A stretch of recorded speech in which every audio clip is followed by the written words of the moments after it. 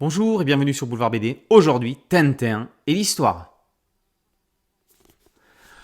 Lors d'un cours à la Sorbonne en 1974, Hergé expliquait à Francis Lacassagne et à l'auditoire comment Tintin avait traversé le siècle. L'auteur se documentait. Féru d'actualité, il s'en servait de déclencheur pour imaginer ses histoires. N'oublions pas que Tintin a démarré dans un quotidien, le Petit 20e.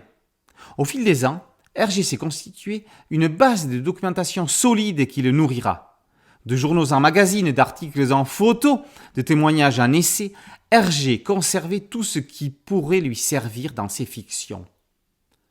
Tintin marcha dans l'histoire avec un grand H, et ce, dès sa première aventure au pays des Soviets, jusqu'au Picaros, évoquant les révolutions en Amérique latine. Paradoxalement, Tintin reste intemporel, Hergé ayant gommé les allusions trop pointues au fil des rééditions. C'est pour cela que Bob Garcia choisit dans son ouvrage de décrypter d'un point de vue historique les versions d'origine des aventures de Tintin. Bob Garcia commence par recontextualiser le monde à la naissance de Hergé en 1907. Où en sont le cinéma, le scoutisme, la presse, la radio, l'aviation, tous ces thèmes qui l'intéresseront? Garcia explique ensuite comment Hergé a pris goût à l'actualité et à l'histoire, puis raconte ses débuts dans la profession. Hergé n'a pas attendu Tintin pour se pencher sur ces thèmes. L'essentiel de l'essai est consacré à l'histoire et aux actualités au fil des aventures de Tintin. Garcia présente Tintin comme un condensé de célébrités réelles ou fictives de son temps. Il y a du Rouletabille dans Tintin, du Buster Keaton, de l'Albert Londres, pour ne citer que les plus connus. N'oublions pas Milou, également témoin de son temps. Pour Tintin au pays des Soviets, Garcia revient sur la révolution d'octobre, sur la Tchéka, police politique, et la GPU qui lui succédera. Pour le Lotus Bleu, l'auteur raconte l'incident de Mukden, attentat ferroviaire en 1931, sur la position géopolitique de Shanghai ou encore sur le trafic d'opium, dont l'emprise domine sur la Chine depuis des siècles.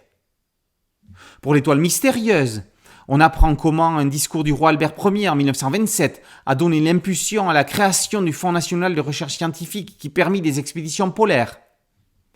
Pour le diptyque lunaire, Garcia remonte à 1883 et à la première conception de la fusée à étage pour explorer l'espace. L'auteur termine par l'analyse de Tintin et l'Alphard avec notamment l'histoire de Fernand Legros, marchand d'art américain d'origine française, vendeur de faux tableaux. Tout ça ne sont que quelques exemples dans cet ouvrage indispensable non seulement à tous les tintinophiles, mais aussi aux amateurs d'histoire au sens large. On ne s'ennuie pas une seconde, c'est fascinant. Quand on a fini de lire Tintin, on peut recommencer à lire Tintin. On y trouvera toujours quelque chose de nouveau. Grâce à une citation issue d'un entretien avec Henri Rohan, rapporté dans Hergé, fils de Tintin par Benoît Peters, laissant à Hergé lui-même la conclusion de cette chronique. Je suis très perméable, très influençable et à ce titre un excellent médium. Tous mes albums portent la trace du moment où ils ont été dessinés. Tintin et l'histoire, par Bob Garcia, est paru aux éditions Desclés de Brouwer. Boulevard BD, c'est un podcast audio et une chaîne YouTube. Merci de liker, de partager et de vous abonner. A très bientôt sur Boulevard BD. Ciao.